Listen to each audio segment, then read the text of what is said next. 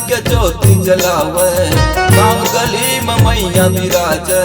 नवरात्र के ज्योति जलावे, गाँव गली में मैया विराजे। नव रूप बरन तोर जगमगाई, सबके मन लभावे। तीनों लोक देव मनुष्य जनताई, तोर दरस पर आवे। नव रूप बरन तोर जगमगाई, सबके मन लभावे। तीनों लोक देव मनुष्य जनताई, तोर दरस पर आवे।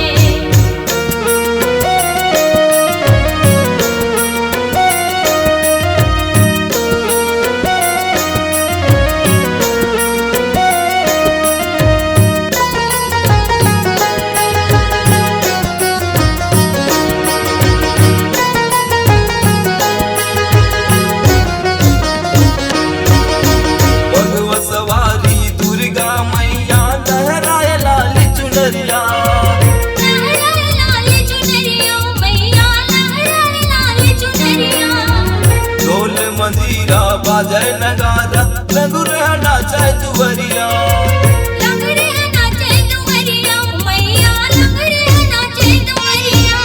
अरे अंगना लतर सजावे, फूल बगिया लतोर महकावे। अरे अंगना सुघर सजावे, फूल बगिया लतोर महकावे। मन भावन हावे, मन के मंदिर है, हृदय में तोला बसावे। रूप बरन तुर जगमगाई, सबके मन लावे। मन भावन हावे, मन के मंदिर है, हृदय में तोला बसावे। रूप बरन तुर जगमगाई, सबके मन लावे।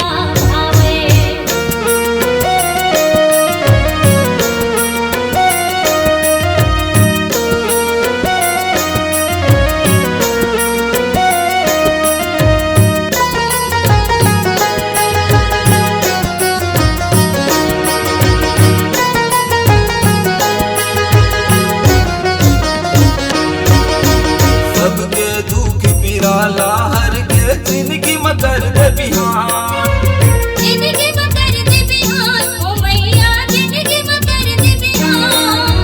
ज्ञान सुमति संग शांति भर दे, मन के समान। मन के समान ओ मैया, मन के समान। जिंदगी में माया बरसावे, और चोला के दाग छोड़ावे। जिंदगी में माया बरसावे,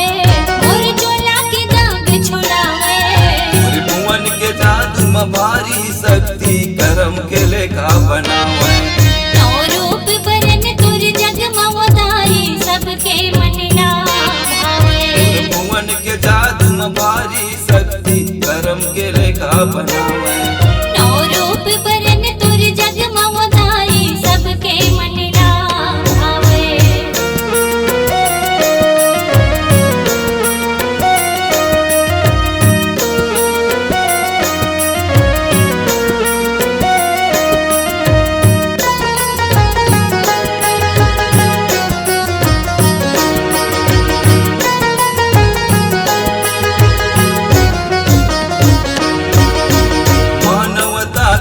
अलग जगा के माया के दे दे दान, माया के दे दे दान ओ मैया, माया के दे दे दान।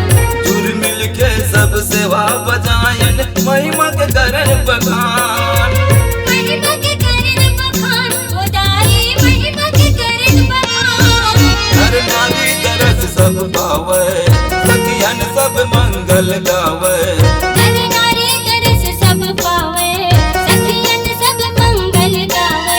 सब विनती अर्जी गुहारी सुनाए, तोर शरण माया। रूप बरन तुर जगमगाई, सबके मन लावे। सब विनती अर्जी गुहारी सुनाए, तोर शरण माया।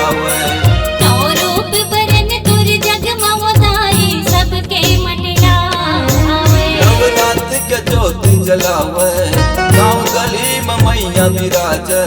नवरात्र के ज्योति जलावे, गाँव गली में मैया विराजे। नव रूप बरन तोर जगमगाई, सबके मन लभावे।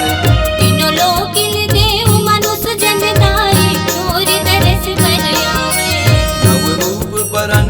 जग में वधाई।